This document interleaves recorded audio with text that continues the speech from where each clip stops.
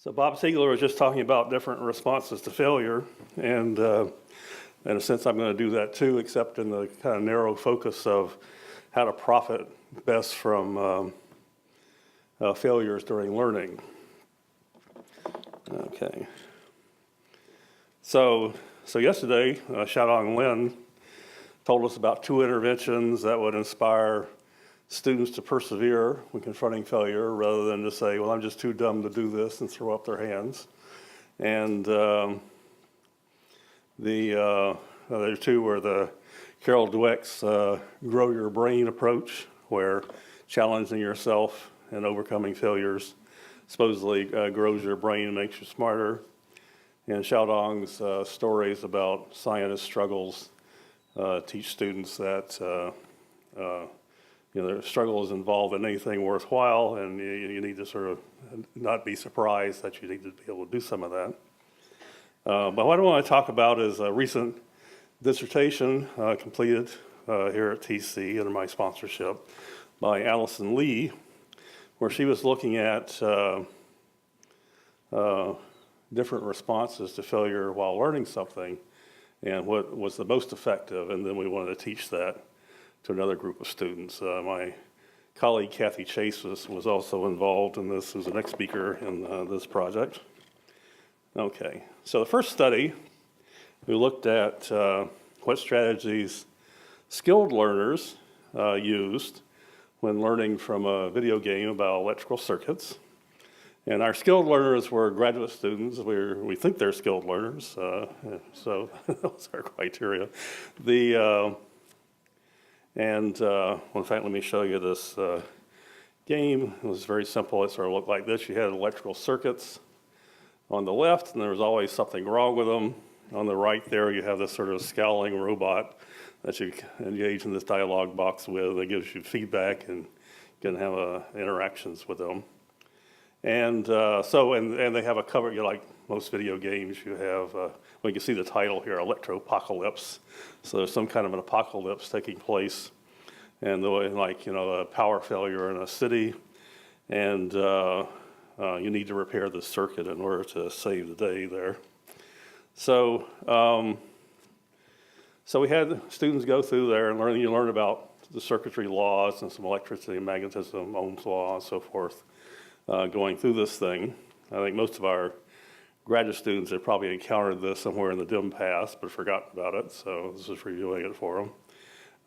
And then actually in all our research we're starting to keep detailed logs of student interactions. I would do pre and post tests and look at the differences. I still do that, but now I also keep logs of student interactions, and we use educational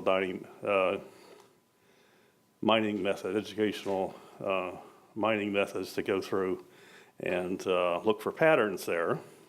So we were able to kind of go through these logs and look at what were the failure response strategies that these skilled learners, graduate students, were using, and we found basically 7. The 2 most popular ones was to, if you made an error there, was to restart the game level and try it again, or skip to the next level, and so forth. Actually, those were not associated with learning anything.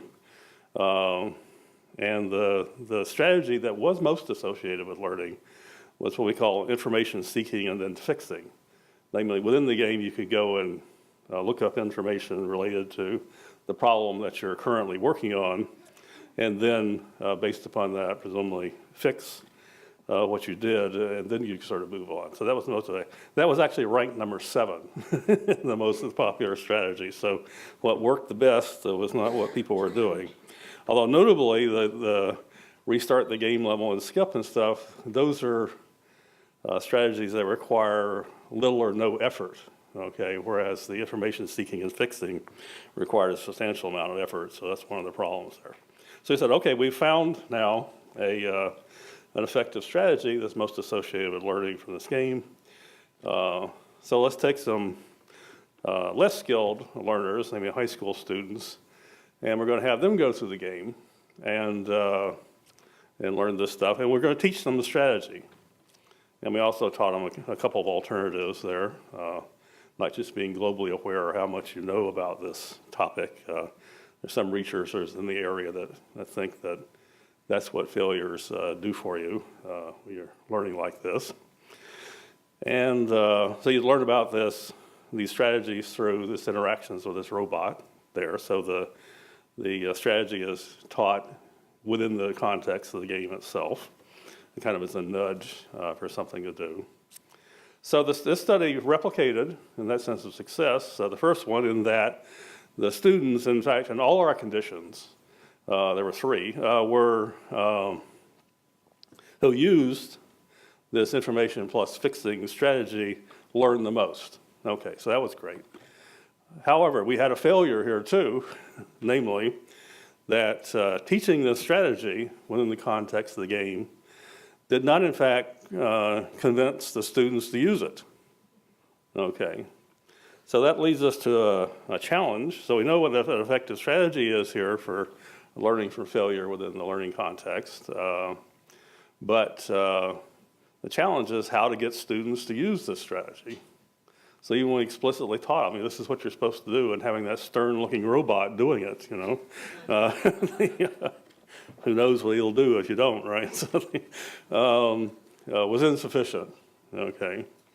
And in fact, I've encountered this before, where teaching effective cognitive strategies do not, in fact, necessarily convince the students to use it. Another example will be the control variable strategy for scientific reasoning. And but one of the characteristics of these more effective strategies is they require more effort, typically.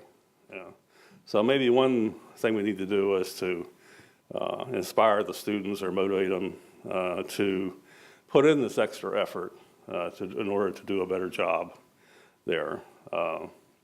So as I say, you can see this looking up information, figuring out what the nature of the error was, and fixing the error before you go on requires substantially more effort than just skipping along or recycling the beginning and trying again and so forth.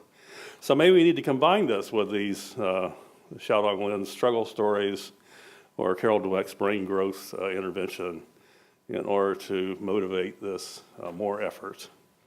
Or perhaps we need an intervention that to convince them, maybe they're just not convinced, the fact that we told them this is the best strategy to use, maybe that's not sufficient, and we need to do something in order to convince them to do that. So anyhow, so the partial success and failure in this pair of studies, is kind of leading us to further research in this area. But I think this is an important thing to look at. It's not just saying, well, if you have a failure, you're supposed to, persevere through that and keep going, but also to kind of document what are the effective strategies for doing that and benefiting from this failure. Okay, that's fine.